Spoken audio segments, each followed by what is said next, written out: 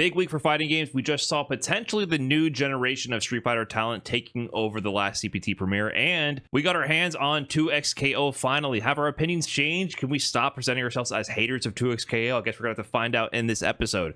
Idom, how you doing, man?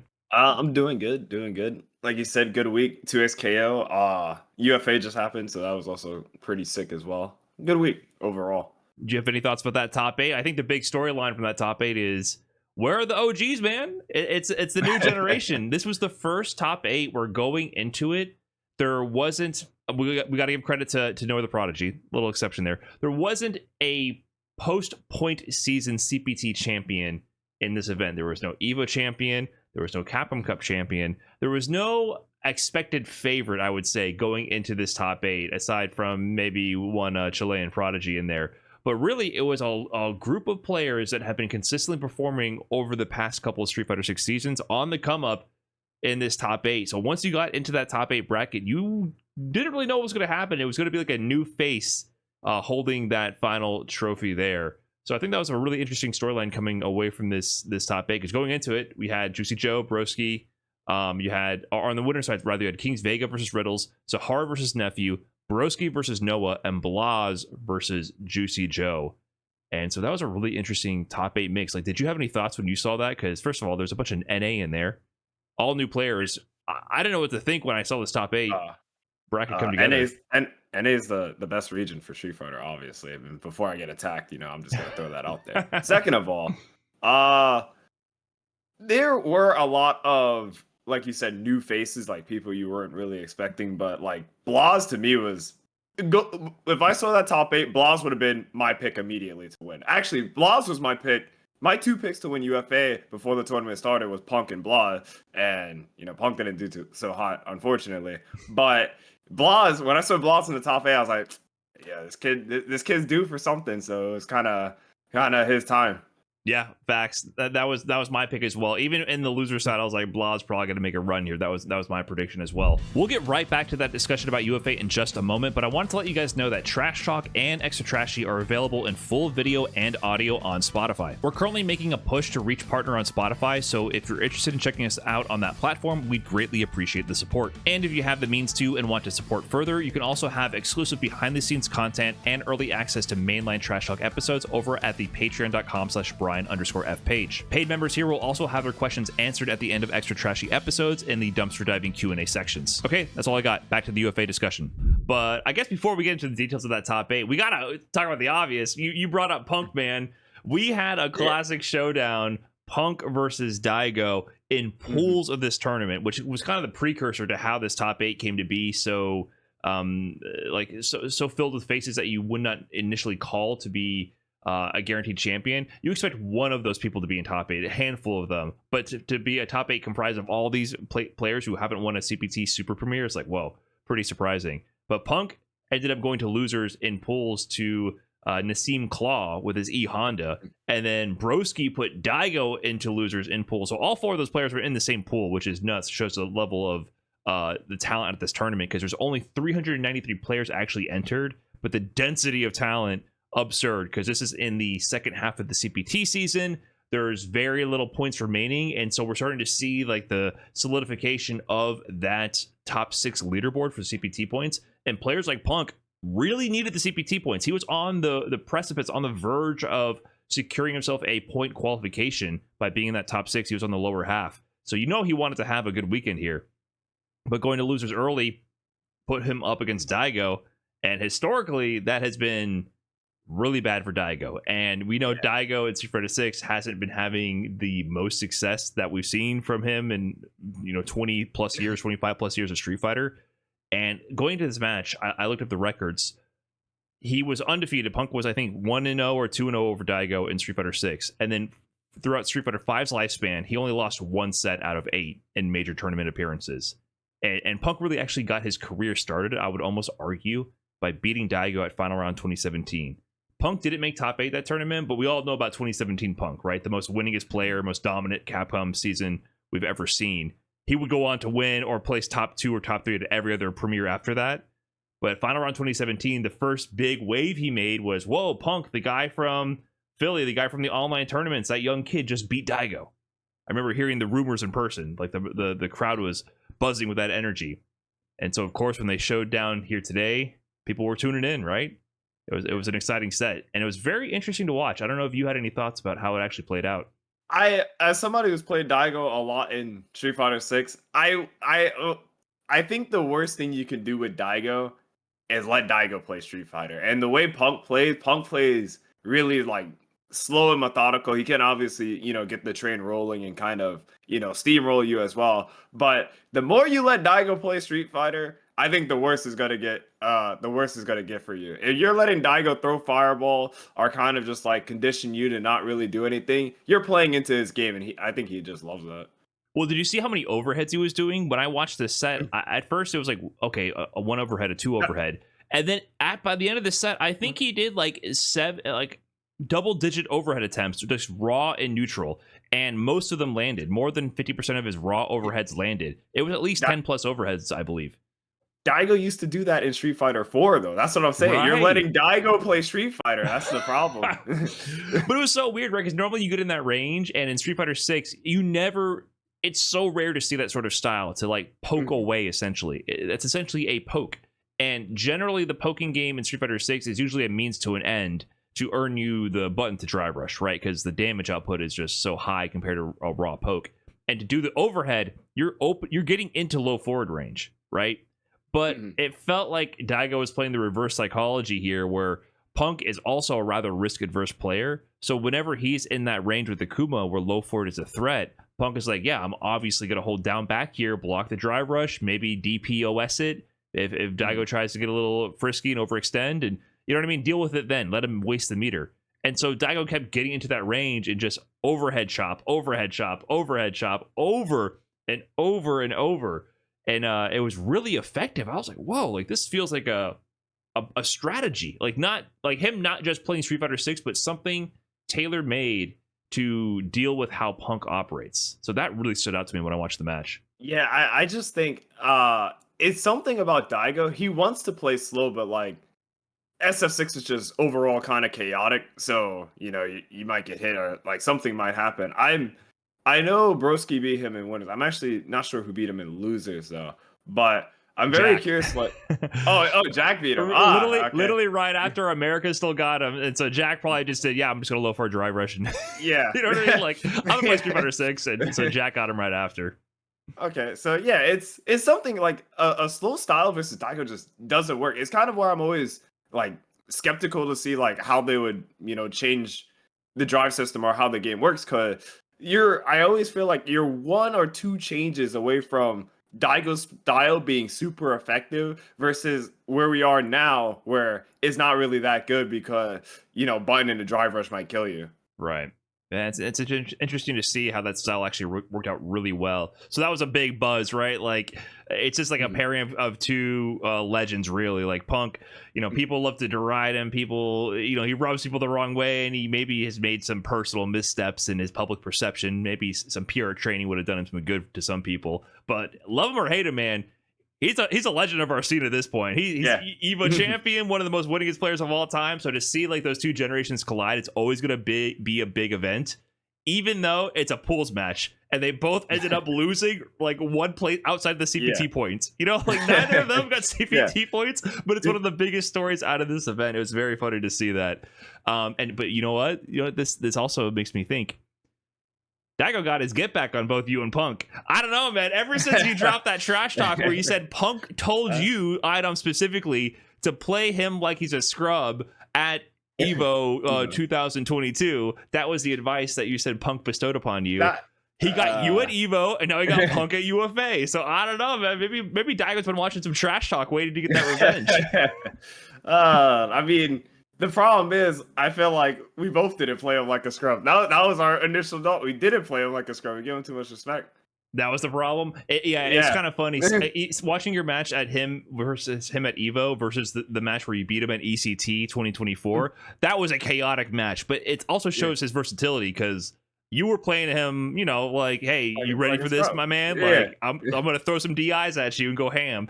And he was like, "Oh, word, you want to throw down?" Like, he met you with that energy at ECT. It was a chaotic match. He was going random DI for random DI, random DP nonstop. You know, like he was willing to swing. And then the way he played against Punk, night and day difference.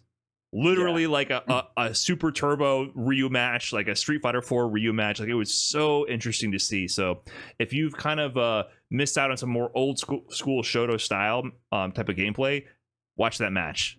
Unfortunately, it didn't last for too long in the bracket because I don't think that's going to work versus everybody.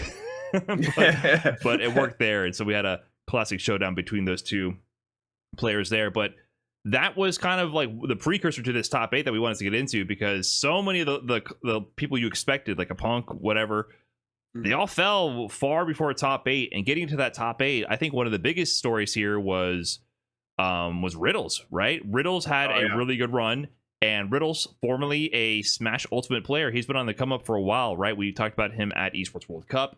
He had a great run at the LCQ, went crazy ham at the LCQ, got into Esports World Cup. Unfortunately, he went 0-2, if I remember correctly, losing to Momochi and I believe Mena RD, but had great sets. And his set versus Momochi at Esports World Cup was down to the wire. Amazing set. And so this time, he's the one who put Blaz into losers, because I was expecting Blaz to dominate. Once I saw top 16, I was like, yeah, this is finally Blaz's chance to win a big tournament. And then Riddles, the former dedicated Smash player, beat him instead. So that was like a really big upset. And yeah, I really expected Blaz to win when I saw that top 16. So that really surprised me. I don't know if it surprised you. Yeah, I wasn't expecting Blaz to like you said, lose to Riddles. Like, obviously, if there was like, you know, if I had to bet all my money on it, I would obviously take Blaz. But it was the way Riddles kind of played against Blaz, in my opinion, was kind of just like a very bully style, and I felt like Blaz felt like a bit uncomfortable playing against Terry. Like, he didn't really know where to stand, because like Terry's really good at kind of threatening with burn knuckle. You don't want to throw fireballs because your fireball might trade, or, you know, EX fireball might, you know, exchange, and then Terry gets a full combo. So I felt like Blaz was a bit more out of position against Terry, or I didn't really have a good place to stand, I felt like. That's interesting, because Blaz actually has a really good Terry himself as well. It's not like he's not familiar with the character. Blaz has played every Shoto-esque character in tournament at this point as well. But yeah, Riddles has just been leveling it up. Like, whenever I watch his Terry, he's definitely my favorite Terry player by far. Like, whenever I watch him, he has more and more creative approaches and styles to how he operates. He's even using like the target combo, low forward, to heavy kick target combo, and he's doing unsafe hit confirms to frame trap people for trying to do like DPOS or like jab OS. Like, he'll cancel the fireball point blank just to like throw you off in case you try to interrupt with the button, because there's always a gap there if he does like a drive rush cancel, for example. So he's constantly evolving his set of tools and his setup game. So he's pushing the tech forward on that technical sense, and then even just his rhythm with his button placement and timing, it's been really impressive. So Riddles has just been stepping it up, and he got made it into top 8 winner side, kind of picking up the mantle for Canada, maybe taking over. Why am I forgetting his name? Safe, excuse me. Yeah.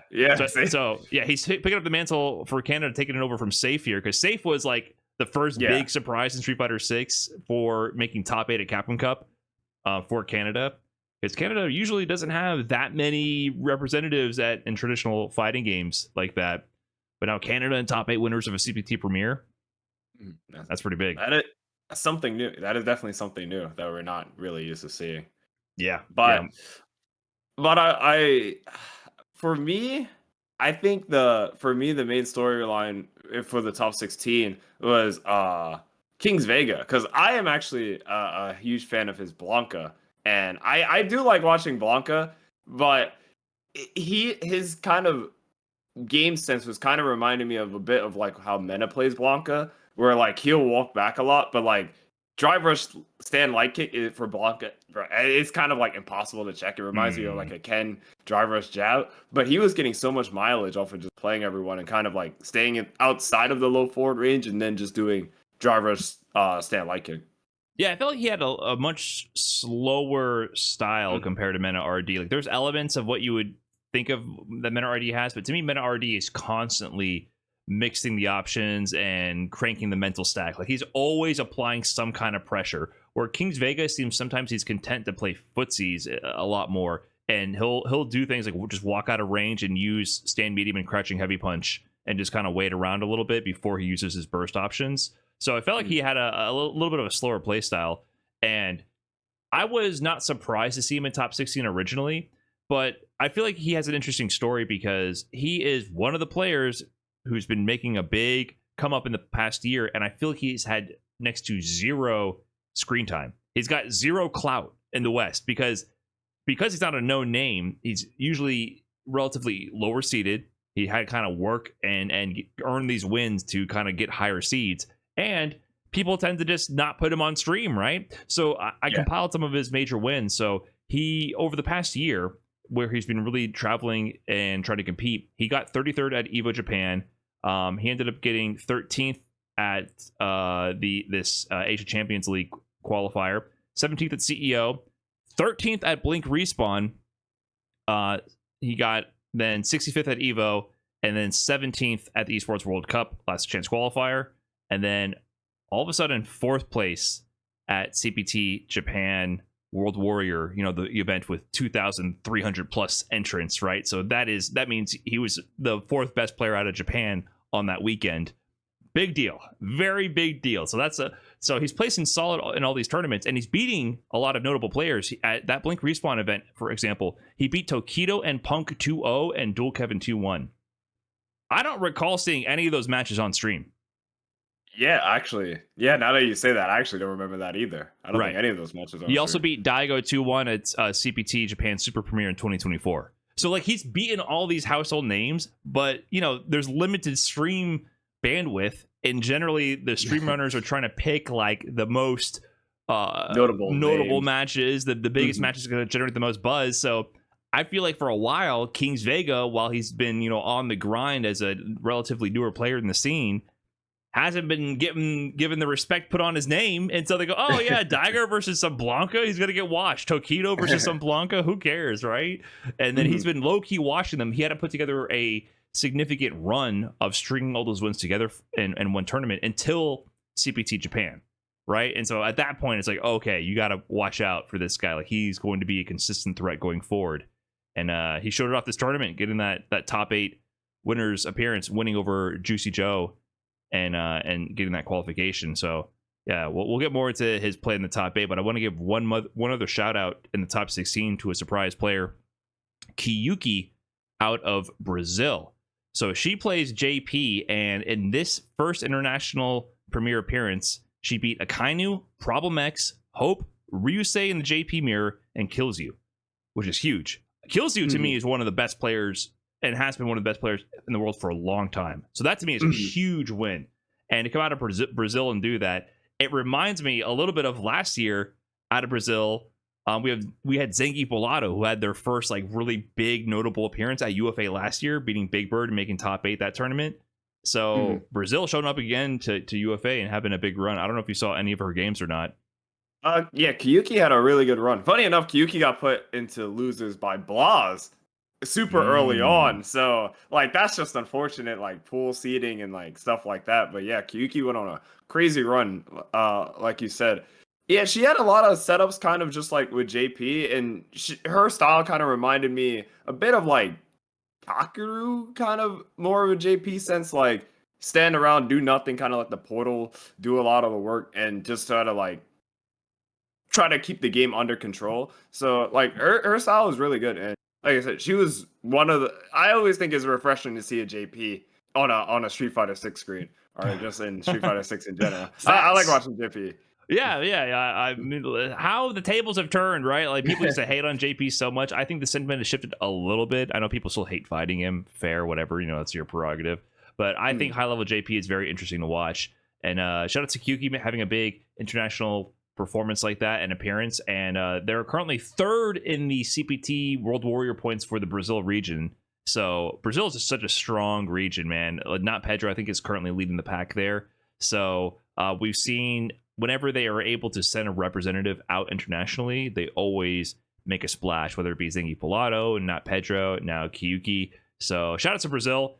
Has been one of the strongest regions for Street Fighter for a long time and has one of the largest communities. So they've been consistently producing some of the best talent on the planet. So hopefully we can see more of the representation at international tournaments going forward. But I think that kind of brings us into our top 8. So like I mentioned before, we had the players into this bracket were Kingsvega versus Riddle, Sahara Nephew, Broski Noah the Prodigy, and Blaz Juicy Joe. Yeah, I was thinking Blaz was going to go on a run. But I was also hoping before that we almost had an all NA winners finals. So close, right? Riddles versus Kingsvega, Sahara versus Nephew. We could have had an all NA winners finals out of nowhere in a CPT Premiere. And we had 3 NA players. We're claiming Riddles. We're saying NA here, not USA. We're claiming Riddles right now. But man, 3 NA players in a top 8 for a Premiere. It feels like it's been a very, very long time. And that's 3 NA players without counting. There's no Punk, and there's no, it gets the lines get a little blurry when you count Mena RD, So there's no Punk in there. There's no Dual Kevin, the other like consistent notable representation. So yeah, what do you think? Is NA back? What's going on here? NA is really good. Like I said, I feel like people underestimate NA. I know everyone's like, oh, North America beating their chest, talking about how much we're better than every other region, but we're pretty strong. We're pretty consistent. Like we have a lot of good players. Even Dual Kevin. I know when I saw Dual Kevin in top 16 or even like before the tournament started, I was so sure Dual Kevin was gonna make top 8. Unfortunately, didn't happen. But we have so many good players, and we gotta glaze our own players. Come on, Brian. We gotta lift them up. No, I respect we're sitting that. here watching from home. Yeah, we gotta uplift their spirits. No, I respect that. I root for NA whenever I get a chance. It's just it's interesting to see because generally for Street Fighter 6, it's like we have 1, 2 max, or 0. You know what I mean? In terms of representation in top 8. So this was a really interesting bracket. I was like, dude, we could have an all NA winners finals. When is the last time that has happened at any CPT Premiere ever? Right? Unless it's Punk and Mena RD, right? Or some kind of where you're blurring the lines a little bit. Are you going to count DR as NA? Technically, geographically, yes, but culturally, absolutely not. So it was really unexpected to see that. And this whole top 8 is players who have never won a CPT Premiere post point system. Now, Noah the Prodigy, of course, he won Blink Respawn in 2024. All respect to him. I think he's an amazing player as well, as much as people like to, people, they love him or hate him, for his antics outside of the game. Really strong player. But Blink Respawn 2024 was not the same type of event as Blink Respawn 2025 or any of the CPT Premieres in 2025 because of the point system. Just the number of top level players traveling to all these events now is just astronomically higher because of the point system, which gives you a consolation prize for not winning the whole thing. There's the auto qualifier spot and then points to qualify for placing in, I believe, the top 16 at least, or maybe top 32. And then if you're in that top 6 of the leaderboard at the end, you also qualify. So a lot of these players were chasing those points, and that just raises the level of competition. So it would be the first time for any player here to win a CPT point Premiere style event, a brand new champion, no matter which way you sliced it. Of course, Blaz was the favorite going into this, and he was long due, but it felt like everyone in this event was due. Everyone in this tournament in this top 8 was on the grind, on the come up. Nephew had gotten the closest to winning, I think, a similar caliber event. He got second at CPT Singapore in 2024, which had like all of Japan there. That was the one event where the top Japanese players actually traveled to. So he was the closest, I think, to winning a similarly stacked event. And this time didn't work out for him. Unfortunately, after that winners finals for us NA stands, Kingsvega and Sahara end up taking their sets over Riddles and Nephew. So it was an all Japan winners finals. But then as we went through the loser side, Blaz, he definitely started cleaning up. It was looking like the Blaz of old for a while. So 3-0 over Juicy Joe, 3-1 over Nephew, then 3-0 over Riddles in the revenge set, getting his run back there. I don't know if you saw anything new about his style in those loser sets leading up to Kingsvega, but he was just cooking like usual. Uh, for me, I mean, that was just the Blaz I'm used to seeing. Like that was just like confident Blaz. I felt like he was laughing, having a good time. You know, like I said, if he's having fun, it's a bad day for you if you're playing against him. So that's kind of what I've seen. I will say going into the losers finals with Kingsvega, one thing I wanted to highlight, Blaz loves Hashogeki. And I think Kingsvega watching was like, he loves Hashogeki, I'm gonna DI. Yes. And I think every DI hit. And I think that was kind of just the difference in kind of play style. Or just like the risk he's willing to take. That was a really interesting takeaway because it was early on in the set we saw Blaz was doing his classic Hashogeki strings where you either parry and risk getting punch counter thrown, or you block and lose all your drive gauge. You know, we've seen it a bunch of times now at this point. He's done it to everybody on the planet. And Kingsvega just let the DI rip early on in the set. And it worked, right? Because if you go for the Hashogeki, there's a slight gap there. You get that DI to connect and you got a full punish counter combo. And I was like, oh, like someone responded. You know, I feel like I've seen the best players on the planet just hold that shit for, you know, a couple of 6 months now since he's shown up at Capcom Cup botting everybody.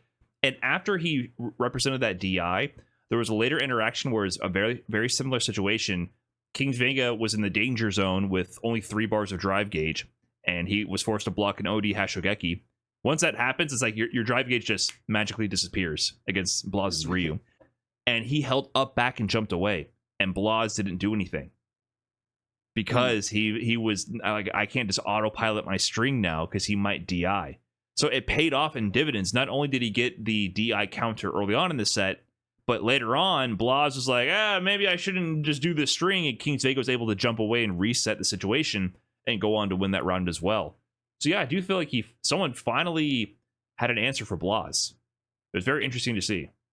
It's funny because that's kind of SF6 in a nutshell. If I feel like DI's 90% of the time the answer to a lot of the autopilot block strings. Like you do, you know, button into Jinrai. If you mash DI, Ken's gonna stop it. Same thing playing against Mai. If she's doing thingy into like button into fan, mash DI, it's gonna stop her. It's just no one's willing to take the risk because if you're wrong, it's not worth it. So is kind of one thing of how SF6 is kind of balanced, or like how the game kind of works.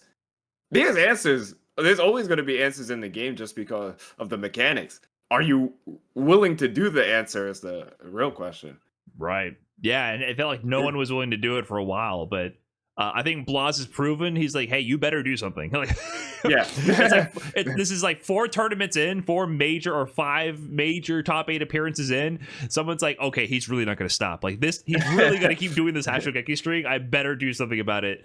And Kingsvega, he came correct. And I had never seen Blaz seem so disabled in that sense. Like it felt like his game plan really did not build momentum like it normally always does. Normally he's able to so carefully place all his buttons, and then once he gets a block string going, your drive gauge is under attack, which forces you to make mistakes.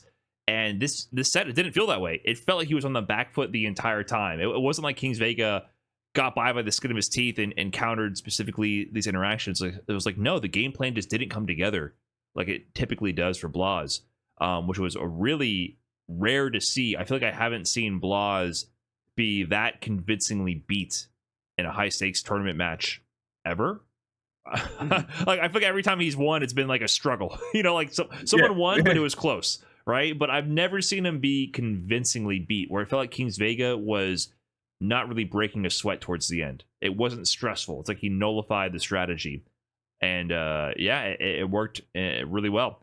And that earned Kingsvega his grand final appearance against Sahara. So going into this grand finals and the winners finals between these two players, there is a lot of lore here, because aside from being two of the Japanese players who've been on the come up for a long time, I want to talk a little bit about Sahara, right? Sahara is an interesting player as well, because when I saw the announcement that Sahara was going to be joining Good 8 Squad, which is the reigning Street Fighter League world champion team, I said, who? That was my first. I don't know if you knew. Did you know who Sahara was when that announcement was made at the time? Sahara did well at few tournaments last year. I knew he was like an up and coming Ed player, but I think that was probably the most I've seen of him. But I was surprised to see them drop. Damn, I'm drawing a blank. Who's the I think it was YHC Mochi. I always It mix was- up. It wasn't yeah. Torimeshi. Man, what is it? Wasn't Torimeshi. There's three Dalton. It was YHC Mochi. Yeah, he was on Good 8 Squad. Okay, so yeah, they got rid of YHC Mochi to get Sahara, and I was like, oh, that's weird. I know Mochi didn't play that much in the grand finals at Capcom Cup. You know, he was kind of cheerleading because there was a lot of Kimberleys on that team. Mm-hmm. But so picking up Sahara, I was like, oh well, that's interesting. I guess no need for Dawson, I guess. So he's probably been practicing or getting a lot of advice from like Gachi-kun, Kawano, and Pugera. So I think maybe a lot of the advice or just being able to play with them has probably leveled him up exponentially. Yeah, and some of the lore that came out about Sahara is that he used to be a Fortnite and Valorant player before Street Fighter 6. So he was a really strong FPS player. And in Street Fighter 6, he actually was part of Haitani's youth program. So in Japan, there's a lot of programs that are put on by the notable community members, including Haitani having this youth program. And they're really focusing on mentoring future talent and up-and-coming players. And Sahara, who, I think if you demonstrate competitive success in another field of gaming, you can definitely transition over to Street Fighter. I think part of this top 8 is also, once again, just another data point in destroying Street Fighter player egos, because that sentiment is mostly done, I feel like, and it's mostly like really old school pre-2015 esports mentality that like, oh, Street Fighter players are so much better, like no other players can keep up with Street Fighter players. Riddles came from Smash Ultimate, and he's definitely top 5, maybe NA right now, and one of the best players in the world, and kicking ass all over the world. Sahara here was an FPS Valorant player, switch on over. If you play a different game at a high level, you can switch over to Street Fighter and do work. Absolutely. I think that has been blown out the water now.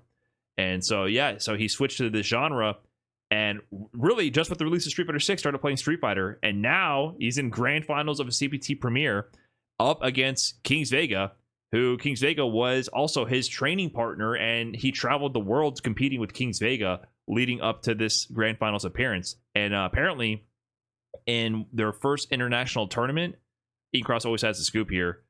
He says CPT 2024 Singapore was both Sahara and Kingsvega's first major out of Japan. Sahara was eliminated by Kingsvega in that tournament. They've been traveling all over since then, and now they're about to rematch in winners finals of their first CPT Premiere top 8. So they're like, they're the training partners from Japan on the come up this whole CPT season, and then some in winners finals and then on to grand finals. So that was really interesting to see that lore unfold in front of us. And like we mentioned with Kingsvega, Sahara was not having the best tournament results leading up to this. So on top of me being surprised of like, who is this guy? Why was he signed to Good 8 Squad? YHC Mochi is godlike. We just saw his performance at Esports World Cup. He's an elderly gentleman who's been cooking for a long time, right? He's in his 40s. Yeah. He's been doing the thing. He's consistent, right? And Sahara, like, he had some good results. He almost made it into Esports World Cup by getting second place at BAM in Australia. In fact, I felt like he was supposed to win. He cooked in the winners finals there against Narikun, and then Narikun reset the bracket and picked him apart in the end to earn his Esports World Cup qualifying spot. At Combo Breaker, he ended up getting 33rd. At CEO, 17th, not bad. Blink Respawn, 9th place, that's not bad. Evo at Vegas, 17th, not bad. These are solid placements, definitely really strong placements. Then at Esports World Cup, LCQ, after he got second place to almost qualify out of Australia, he ends up going 0-2 in that LCQ. Yeah, that was kind of my main thing too. It is, I have to know, and this is not even a Street Fighter, across any fighting game, this has got to be the first time an 0-2 went to win an event. That is such a huge jump. I don't think I've ever seen something like that. Yeah, that's crazy. And the people he lost to, I had to look it up. He lost to Nugget and Zangetsu. And I am not familiar with either of these players. So all respect to Nugget and all respect to Zangetsu.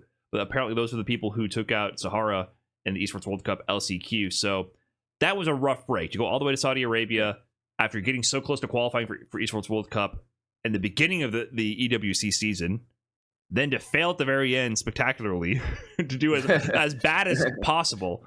Then after that, a week before UFA was the World Warrior Japan CPT Premiere. Kingsvega got 4th place there. A great confidence booster going into his first premiere. Amazing result for him, right? Mm-hmm. Sahara got 257th place. I mean, okay, I will throw this out there.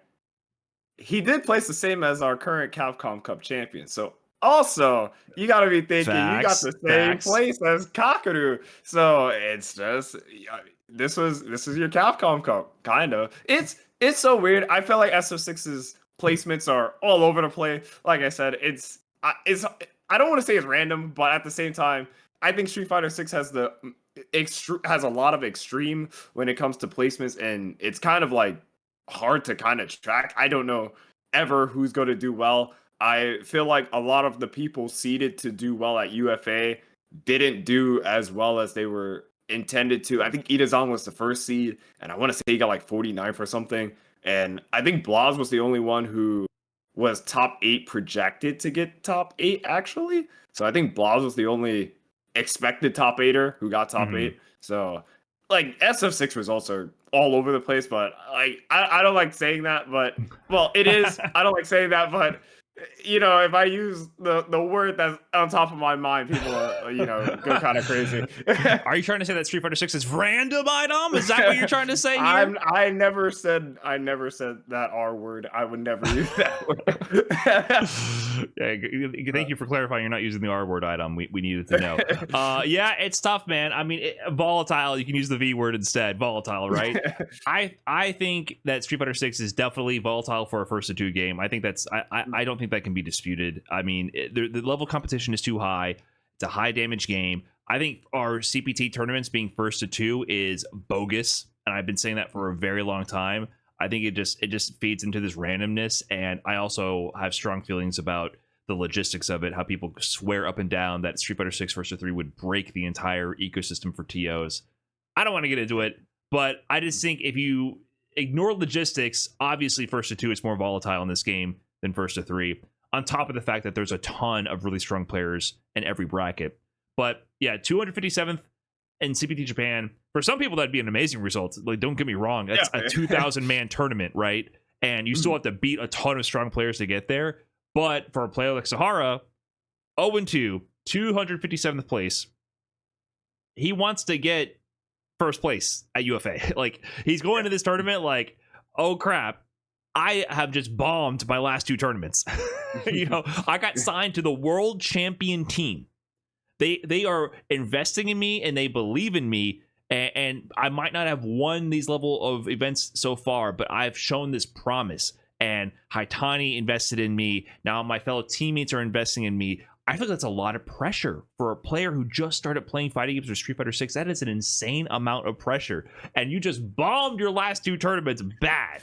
For a player shooting to be in Capcom Cup and shooting to win Street Fighter League Worlds, right?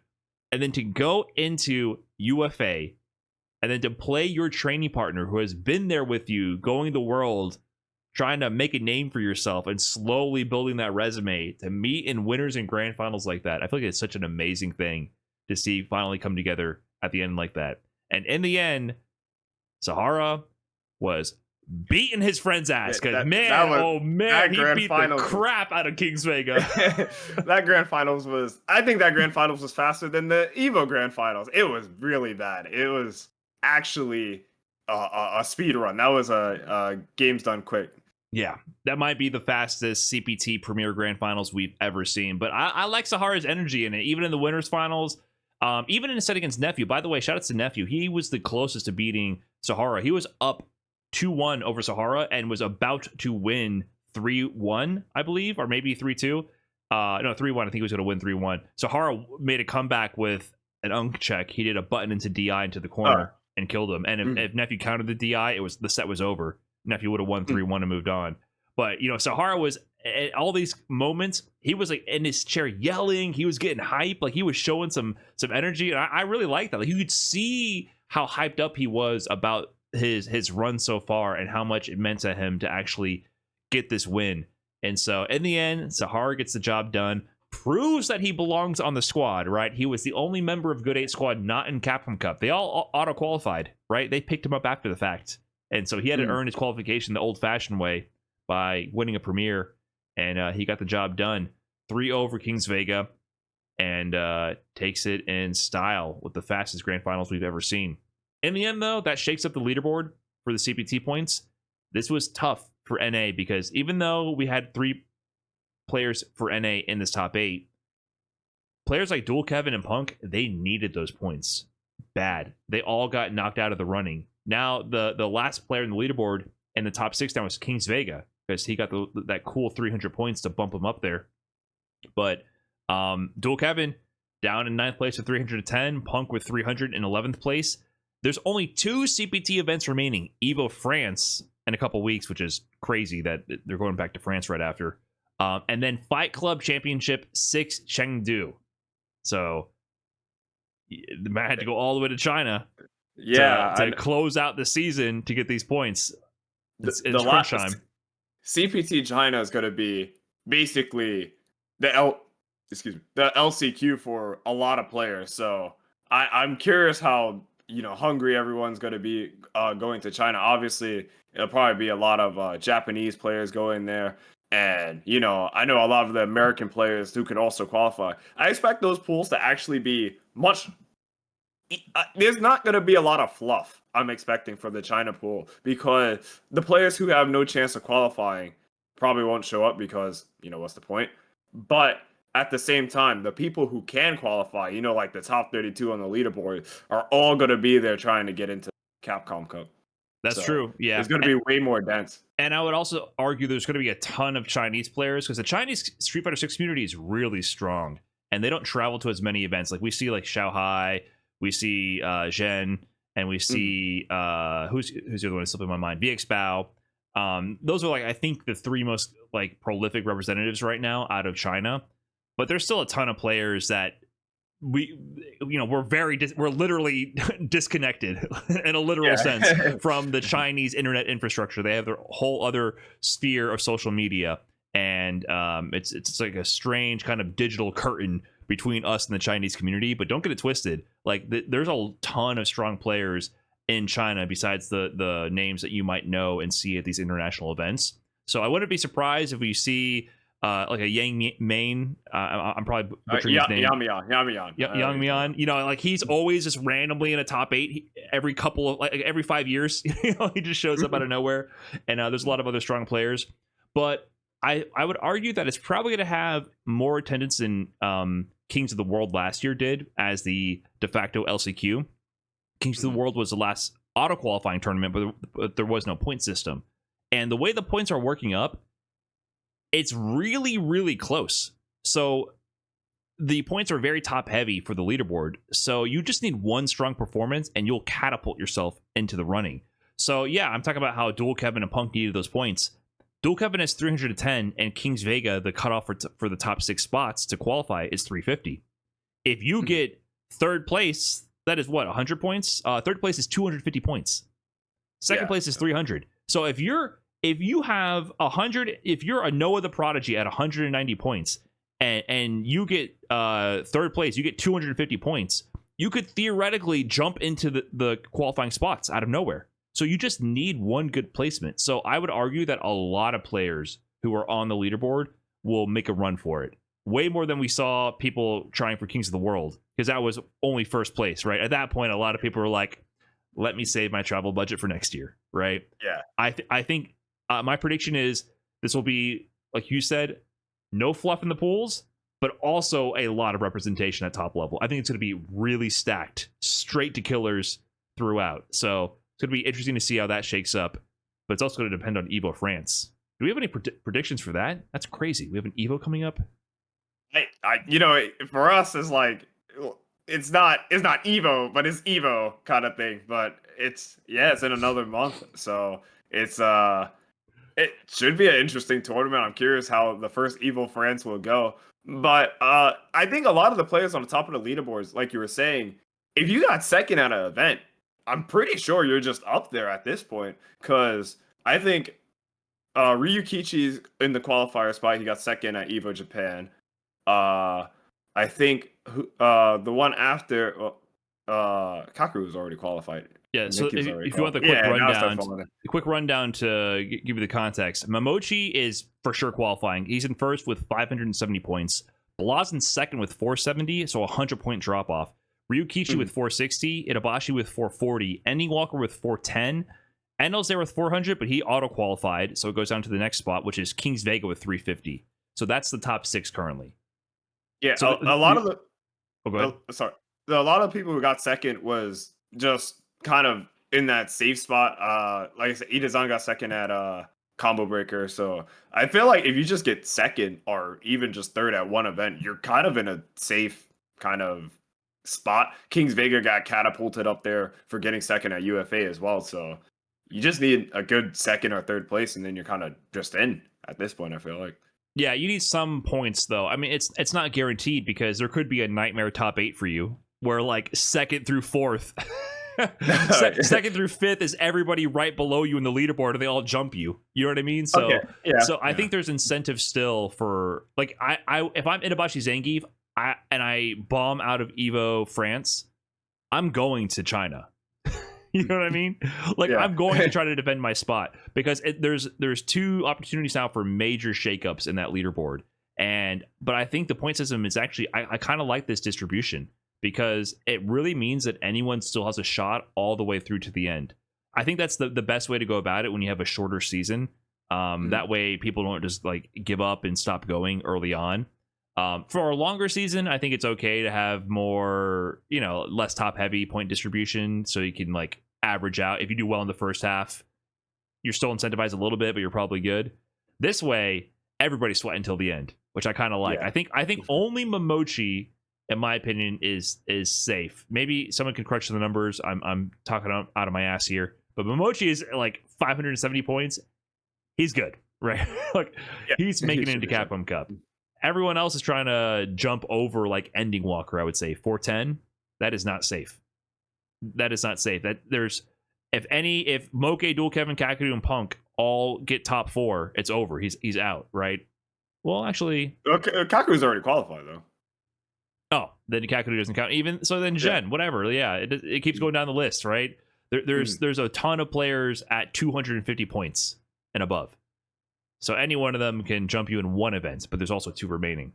So I think the action is going to be building all the way through to the end of the season. So I like how the point system has worked out so far. I think it's made it entertaining, and it's forced all of the best players to stress the entire time for our entertainment.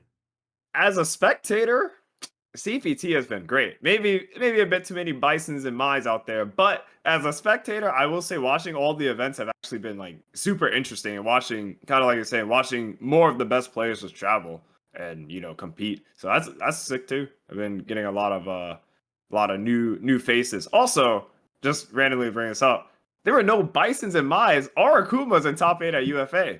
Everyone's saying the game's broken and imbalanced. Actually, balanced game. I didn't even realize that. Yeah, that was a discussion point. Also, the same thing was being said for CPT World Warrior Japan, where there was very little Mai's up there. Then we had 2 Chun-Li's instead in top 8. So yeah, I mean, generally, it's often true that the most annoying character at mid to mid-high level is not the best character in the game, or rather that they're beatable and they won't necessarily dominate the meta.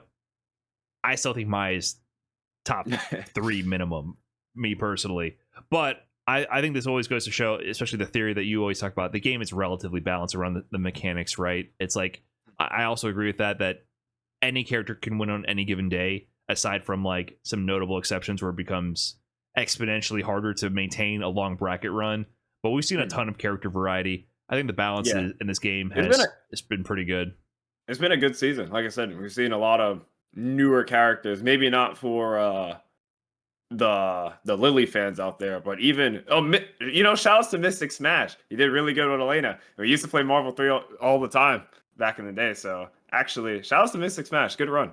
Yeah, Mystic UFA, Smash took out some big names, but also Dogro with Elena at CPT Japan World Warrior, and most people, and myself included, I was like, this character is too complex. Like, I was like, this is too much work for too little. Like, the squeeze was not worth the juice was not worth the squeeze in this situation.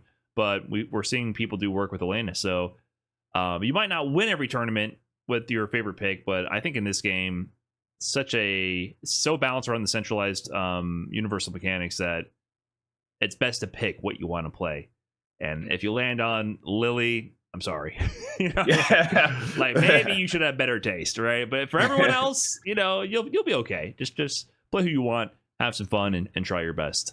And with that, I think it's time to hit up the next topic.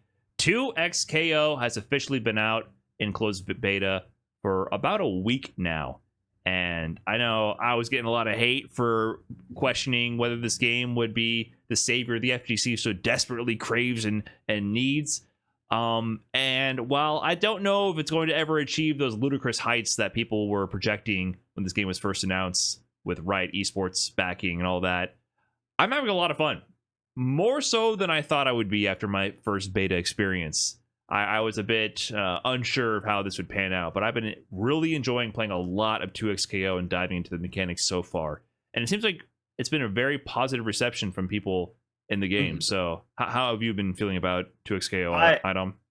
I think it is. I've really been enjoying 2XKO. I have obviously my gripes and like maybe a few complaints here and there. Very, very minor complaints. But at the same time, I've been having a lot of fun with it. I think a lot of the characters kind of really get to have like different play styles. Labbing in that game is extremely fun. I feel like training mode in tag games is broken because you have like a playground basically of just like stuff to play with. So I've been having a lot of fun. I've been playing a lot of Vi and Ari, so that's kind of been my team. So I think it's really good. Like you said, I don't think it's going to reach the we made it out of the gutter with this one FGC thing, but I've been having a lot of fun. I think I hope more League streamers will try it, or non-fighting game players will try it, even though I think that game is very hard for somebody who's never played a fighting game. But I hope more people are willing to try it because I think it's a really good game. Yeah, a lot of the discussions have been around complaints about the controls, and also a lot of discussion around the accessibility, like you were referencing. Who is this game really for? Because I do think it's a very, very difficult game. It is kind of hard. But their mission statement from the beginning was to have a game that has enough accessibility to be fun to pick up and play, but not one that you're going to master right away. They want the better player to win. I forget the exact quote, but there was a little bit of a tongue-in-cheek sort of joke about this game, I think referencing other esports directives and directions taken for other games. Other fighting games, where like the better player doesn't always win because that's boring. We've heard that one before. Yeah, I think Tom Cannon, if I remember correctly, had a quote about like we want this game to be the better player wins. The better player always wins and very difficult to master. But at the same time, they want it to be fun for people picking it up. And I think they kind of made that balance in a way. I see the promise because there's so many mechanics in the game. Every time I'm playing it, like every session, I'm like, okay, I got to use a new mechanic because I'm still a week in. I have not played a solid round where I am intentionally and consciously leveraging all the mechanics with my hands the way I want to. If I try to use parry and retreating guard and push block and mash my buttons to challenge and use assist, if I try to like incorporate and wake up reversal attack and if I try to incorporate all these mechanics in a real flow of a match, at some point I'm gonna press the wrong button or just like like I'm gonna short circuit and not actually have my hands cooperate with my brain because there's so much going on. So very difficult to digest all the mechanics. But if you're just trying to mash, people were criticizing the control scheme for having the special inputs S1 and S2 because often you only have even 4 inputs, and that adds 2 more buttons to the controller layout, which could have been instead of with motion inputs on your light, medium, heavy attack buttons, which would free up more buttons because you have so many mechanics and macros that you're using all these buttons for. I'm playing a 9-button game or an 8-button game, which I've never done before. I'm playing with 8 buttons. I'm usually at 6. With Street Fighter 6, I became a 7-button with a thumb parry. Now I'm playing with 7 buttons, right? Too many for me. Like I can't. My brain is short-circuiting while I'm playing the game. So that was a critique. And it's like, does this make the game actually easier than motion controls?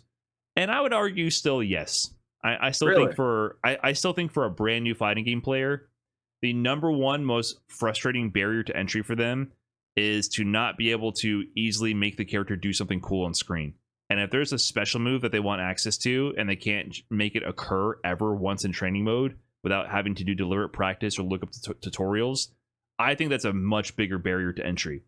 I think this is going to have the Tekken effect, though, where the mid-level fighting game player who is competent in other series is going to struggle to pick up 2x KO because they're going to want to actually know what they're doing and they're going to struggle to get into it. Versus a brand new player who ignorance is bliss with them. They're just mashing. I press S1, my character does cool thing. I mash auto combo, they do cool thing. I think they're going to be satiated a little bit. I think the mashing will be a little easier for them. But the mid-level player who wants to be competent is going to have a lot to chew on. You know, it's going to be difficult. That's my take on the difficulty curve.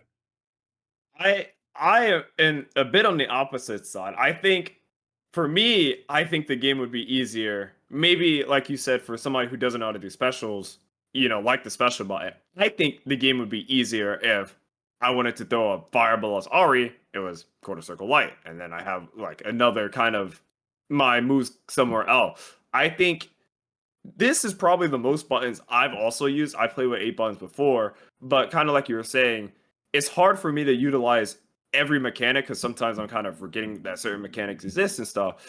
And I also think just combos in general, obviously there's way easier combos to do, but the combos are no longer you know, when I look up notations, you know, it's like, you know, do this, quarter circle forward, light or medium or whatever, and then this is how you do the combo. No, now it's like you do this, then it's like a timing kind of gap in your combo, and you have to hold this button for X amount of frames to get the perfect hit. I don't know if the characters you playing have this, but Ari has a lot of like minute detail combos, and I'm like, I can do them, but like I don't think this is easy for a fighting game player. Different in a sense that if I just have to do like this quarter circle light to do my fireball, and then quarter circle back to do the next special and to super, this will be a lot easier than all these like minute timing thing. So for me, I think it's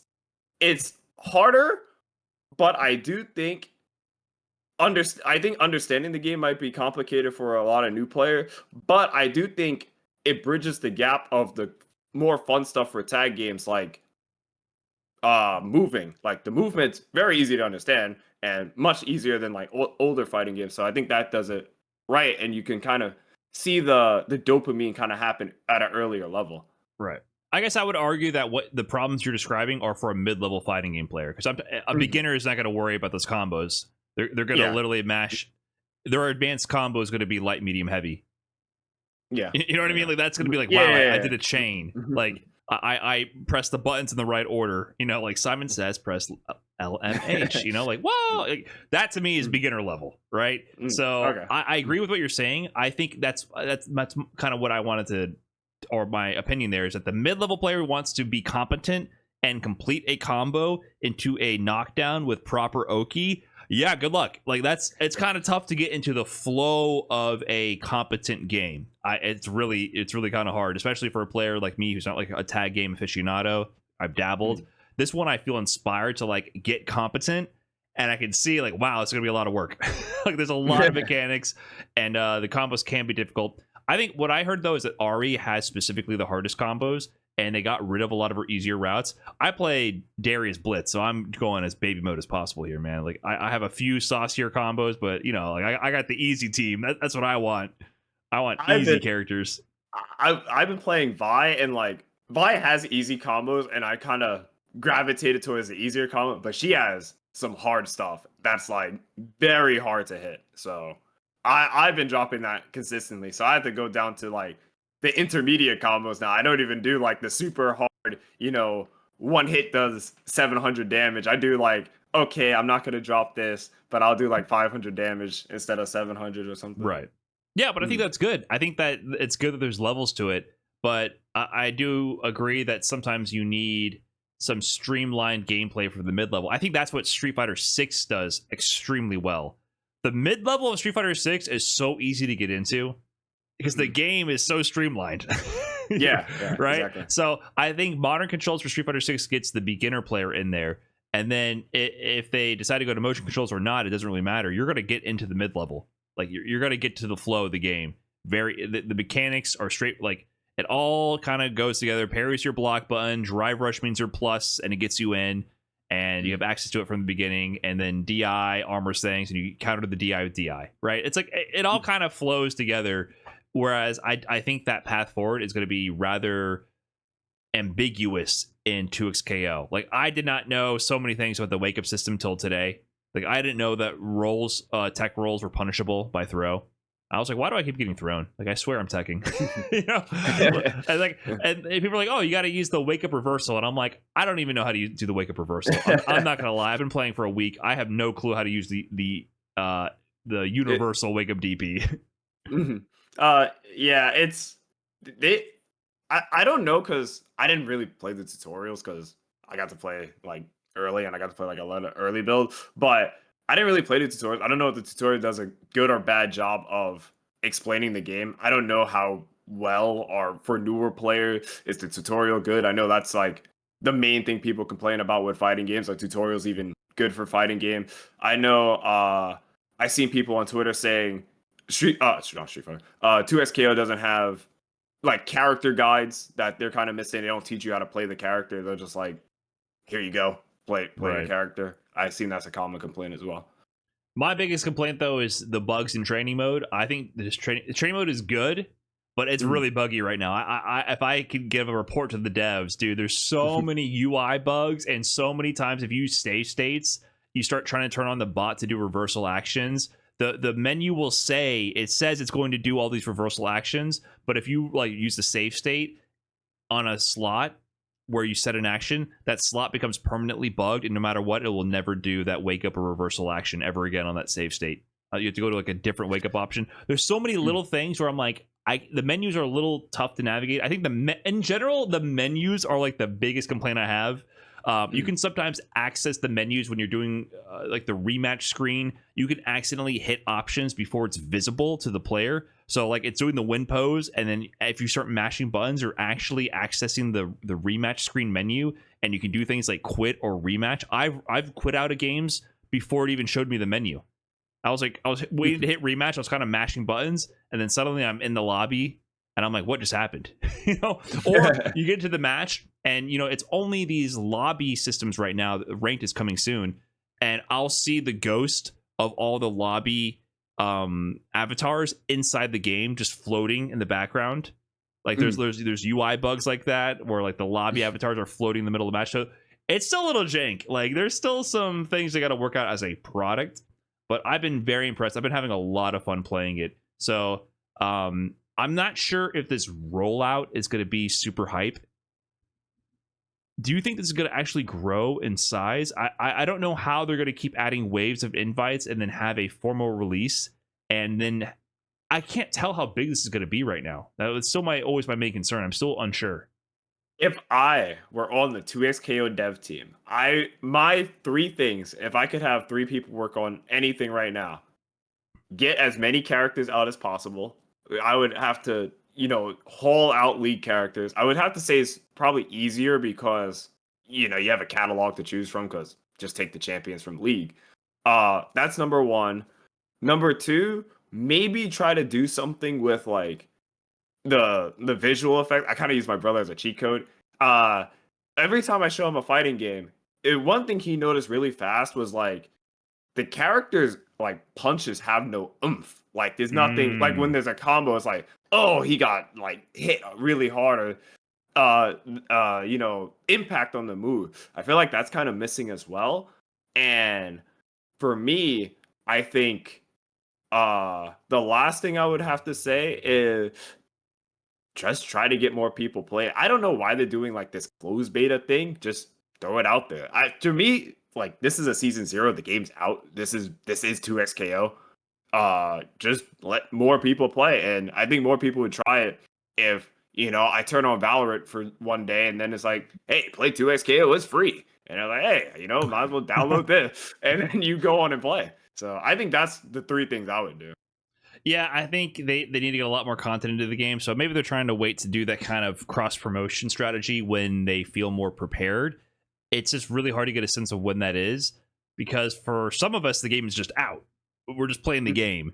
But it also feels like, I don't know, like it feels empty a little bit. I feel like I'm not participating in a large community-wide event. And generally for a fighting game, the most fun for most games is on release, right? Like it's usually a big rush to determine all of the tech, to figure out what characters can do, and it's a really fun collaborative time where everyone is really excited and there's a lot of discovery happening in that period, and everything is novel, everything is brand new, and to be able to participate in that community side of it on a brand new release of a fighting game, I think is a really special time in any game. Like it's always super fun. And whether you stick with it or not, like a very small percentage of players are going to stick with the fighting game after a couple of months. And that's normal, right? It's just like that's when you start to hit the wall and your ego starts to get involved. And it's like, hey, like, do you really, really care about this game? Do you want to keep progressing when you're going to start getting diminishing returns? And now suddenly you care if you win or lose. In the beginning of a game, in the honeymoon phase, man, win or lose, you're having a grand old time. Oh, man, that was so silly. I've never seen that combo. Nice, dude. Great hit confirm. Wow, that was cool. 3 months in, this combo again, you scrub, you're mashing on this, you don't respect my... You know what I mean? Like, it can take a turn for the worse, because suddenly you care, you're invested. And that's when you really determine, like, hey, is this the game for me or not? Like, or is it time to wait for the next major release and partake in the fun period, the honeymoon phase of discovery? With this kind of a release, there is no honeymoon phase, really. It's like a distributed, it's really long and stretched out and extended. And like some of us are getting that rush now of having the brand new fighting game. And then it's also trickling out that information to the public slowly over time. So even if you're not in the beta, it's kind of spoiling it for you. So by the time you get into the game, it might feel old. I don't know. Like, I don't know if this is going to work out in the fighting game sense. I know this is a common strategy applied to other genres of games, right? This is not a unique thing. It was done with Valorant, right? But I just don't know if it's the same rules apply to a fighting game. I just don't know. It's kind of an experimental thing that Riot is doing right now with Project L. So I hope for the best, but I'm a little unsure. You said Project L? Oh, brother, see how many problems there are with this.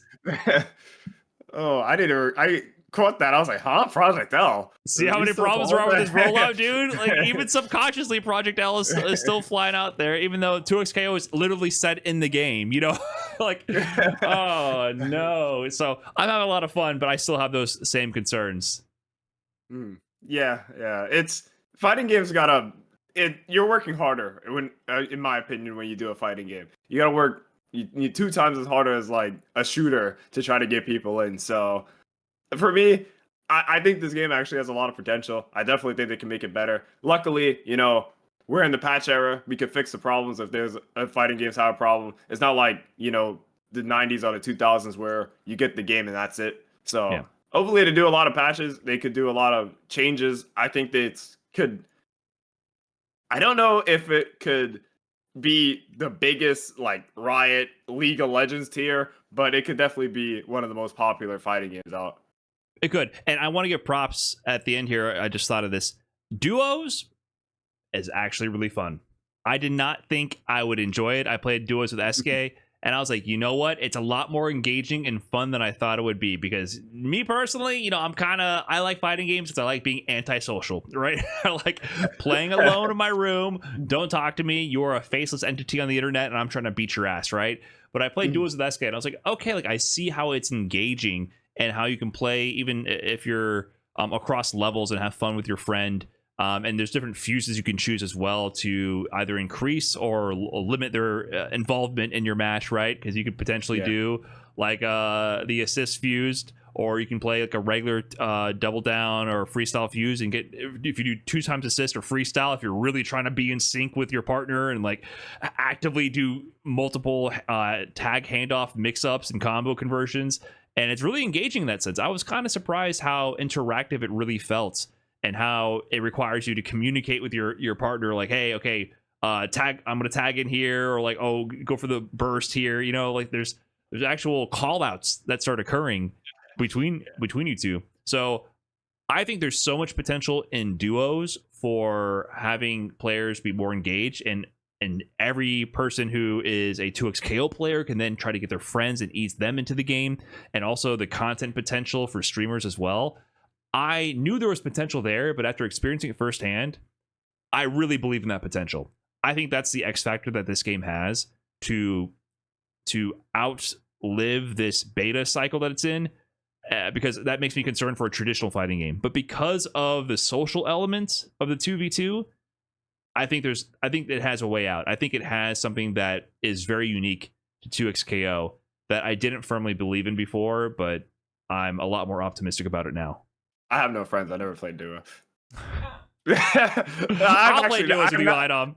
I played duos in the early betas with my brother, but I kind of like limited him to like a lot of the stuff he could actually do. So it was kind of just watching me play, which is not really that engaging, especially for somebody like who actually knows how to play a fighting game. But I haven't tried duos yet since the betas come out, so I've kind of just been playing mostly solo.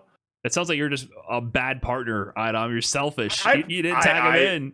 I probably am a bad partner. I'm not good with these shooting elements in my fighting games. I do call outs when I play shooters, but when I play fighting games, I'm playing for myself. I'm trying to use my own brain and do everything my way. That's true. The fighting game players have to learn to be less selfish and collaborate. That's true. And at the end here, we're going to go dumpster diving over at patreon.com/Brian_F to answer your questions. We have one here from MDQP. He has a question for both me and one for Idom as well. He asks, Brian, are there any games outside of Street Fighter that you'd like to focus on seriously? You mentioned how you have enjoyed Tokon, and I was wondering if you ever got the competitive itch from FGC games outside of Street Fighter. For me, seriously, that's like, that's the big qualifier here. I have played other games. Like I played DBFZ competitively for a while, and I entered tournaments for other games here and there. But seriously, probably not. For fun is what I would do. For me personally, I'm just a slow learner of fighting games. So I've already put in the 10,000 hours into Street Fighter. So maybe sunk cost fallacy is applying there, but I can be competent in Street Fighter at least and maintain a certain level. For other games, though, I play until I get bored of it or want to go back to Street Fighter. That's essentially how it goes. And right now, like I'm enjoying playing 2xKO. I'm going to keep playing that until I either get tired of it or I really want to compete in it, right? It's one or the other. Like there's always that honeymoon phase. I'll probably enter a tournament or two in the meantime. I did play a little invitation tournament, Battle of the Bands. I got smoked by Super Noon. I beat Strider and then got smoked by Jabril. So like they threw some really good tag players in there in between. So I don't know if that counts. That's generally my flow chart. If I would pick up one seriously, that's not very, very likely. But he also has a question for you, Idom. Idom, I know Street Fighter 6 has one of the best packages in terms of features, but is there anything that he feels Idom is missing and would appreciate as a competitor? It could be a feature seen in other titles or something new entirely that he thinks fighting games need. So for me, I used to play a lot of Overwatch not growing up because that was like 10 years ago. But I used to play a lot of Overwatch, and I watched like other esports games. For when I'm spectating or just watching an event, they have like different camera views where they can kind of like watch a lot of the what's going on the outside, how the teams are kind of strategizing, or like different views on like a team fight or something going on, who's building their ult, yada yada yada. Obviously, we don't need that in fighting games. You just need the hand in hand to try to see the two characters. But I think it would be cool if fighting games had like a replay feature of like, hey, you're watching and you're spectating, kind of just like watching from an online lobby, but the guy spectating can go back and say, oh, what happens if the guy did this here, or what happens if, like, a replayability function just for like the viewer to kind of look back, or maybe to have maybe a bit of the numbers, or try to see like maybe more of the insights, are kind of what they could do differently. Oh, like, hey, with this command grab and punish there, obviously we have replay takeover, but you can't do that for tournament matches. It's kind of just like simple, something along those lines, but for tournament matches, or to see if like what I did versus Daigo could have been, done differently, or try to use something differently. Kind of just go back in the matches, really. Yeah, like a live version of the replay takeover, kind of. Yeah. That'd be really sick for online tournaments. But not only that, you bring up a good point. A spectator client in general would also solve other issues for offline tournaments. That's how they have solved the broadcasting issues for major events for other games, is there's a spectator client. You're not streaming the actual HDMI or DisplayPort cable feed from the PC of someone playing the game. The broadcaster is using the spectator client on a local area network to view the game. And we get a lot of issues in the FGC, not just from the PlayStations causing native input delay and the monitors or any of that, but also literally the stream stations themselves.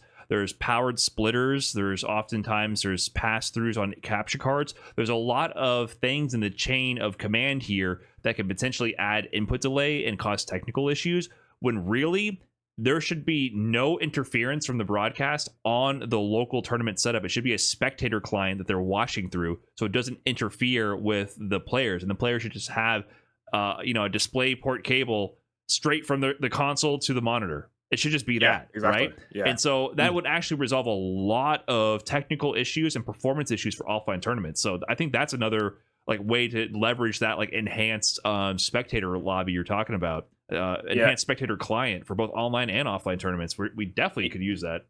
Yeah, no more laggy tournaments. I don't like saying, I don't like going on Twitter being like, this setup's laggy, this is bad tournament because, the game slowed down, or the console didn't feel good. I don't like doing that because I feel everyone should go to tournaments because tournaments are really fun. But I do think that would fix a lot of issues and it would get less annoying. And I just think it's cool in general. Like the stuff I get to see in Overwatch, just because they have a spectator client, is really eye-opening and shows levels to it like shows layers to the game. That's a really good answer, Adam. I didn't even consider that. Yeah, we definitely could use that in the FGC. Will we ever get that? Probably not. Probably not. 2xKO.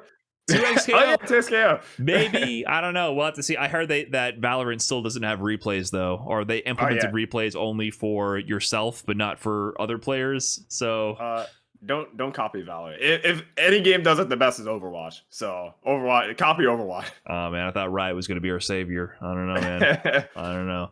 All right, well, that's going to wrap it up. Thanks again to MDQP for the question on Patreon. This has been Extra Trashy, and we're signing off. Peace. Thank you so much for making it to the end of another episode of Extra Trashy. If you're watching the show right now on YouTube or even on the video feed on Spotify, you should be seeing some names scrolling by on the screen.